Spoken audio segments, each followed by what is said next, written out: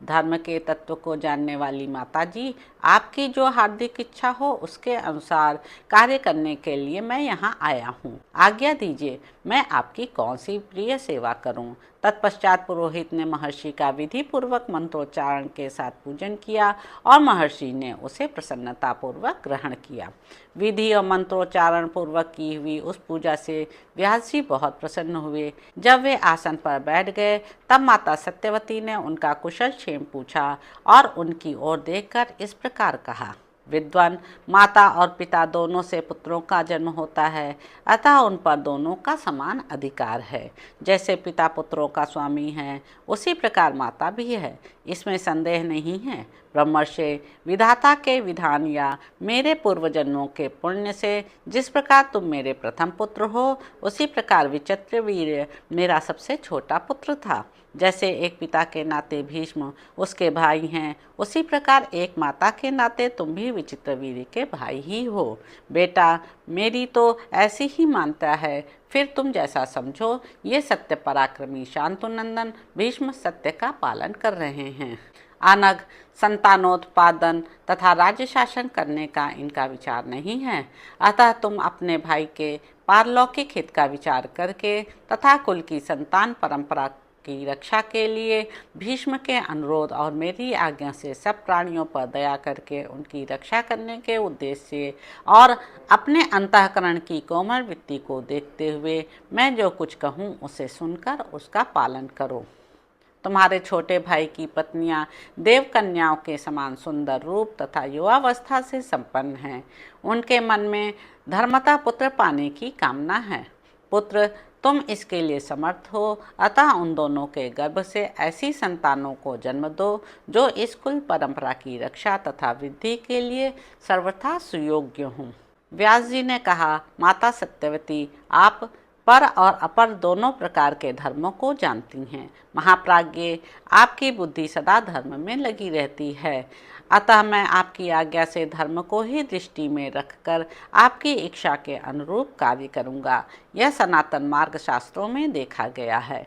मैं अपने भाई के लिए मित्र और वरुण के समान तेजस्वी पुत्र उत्पन्न करूँगा। विचित्रवीर्य की स्त्रियों को मेरे बताए हुए 1 वर्ष तक विधि पूर्वक व्रत करना होगा, तभी वे शुद्ध होंगी। जिसने व्रत का पालन नहीं किया, ऐसी कोई भी स्त्री मेरे समीप नहीं आ सकती।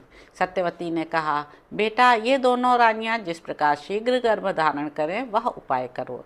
राज्य में इस समय कोई राजा नहीं है। बिना राजा के राज्य की प्रजा अनाथ होकर नष्ट हो जाती है। यज्ञ दान आदि क्रियाएं भी लुप्त हो जाती हैं। उस राज्य में न वर्षा होती है, न देवता वास करते हैं। प्रभो, तुम ही सोचो, बिना राजा का राज्य कैसे सुरक्षित और अनुशासित रह सकता है। इसलिए शीघ्र गर्भाधान करो। भीष्म बालक को पाल पोस कर बड़ा कर लेंगे। व्यास जी बोले, माँ, यदि मुझे समय का नियम न रखकर शीघ्र ही अपने भाई के लिए पुत्र प्रदान करना है, तो उन देवियों के लिए यह उत्तम व्रत आवश्यक है कि वे मेरे असुंदर रूप को देखकर शांत रहें, डरे नहीं। यदि कौशल्या मेरे गंध, रूप, वेश और शरीर को सहन कर ले, तो वह आज ही एक उत्तम बालक को अपने गर्भ में पा सकती है। वैशंपायन जी कहते हैं, जन्मेजय ऐसा कहने के बाद महातेजस्वी मुनिश्रेष्ठ व्यास जी सत्यवती से फिर, अच्छा तो कौशल्या शुद्ध वस्त्र और श्रृंगार करके सैया पर मिलन की प्रतीक्षा करे, यूँ कहकर अंतर्ध्यान हो गए। तदंतर देवी सत्यवती ने एकांत में आई हुई अपनी पुत्रवधू अंबिका के पास जाकर उससे धर्म और अर्थ से युक्त हितकारक वचन कहा। कौशल्य, मैं तुमसे जो धर्म संगत बात कह रही हूँ उसे ध्यान देकर सुनो। मेरे भाग्य का नाश हो जाने से अब भरत वंश का उच्छेद हो चला है, यह स्पष्ट दिखाई दे रहा है।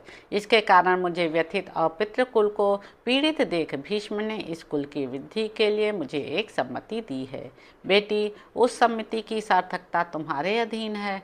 तुम भीष्म के बताए हुए मुझे उस अवस्था में पहुँचाओ जिससे मैं अपने अभीष्ट की सिद्धि देख सकूं।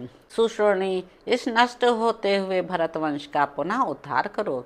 तुम देवराज इंद्र के समान एक तेजस्वी पुत्र को जन्म दो, वही हमारे कुल के इस महान राज्यभार को वहन करेगा। कौशल्या धर्म का आचरण करने वाली थी।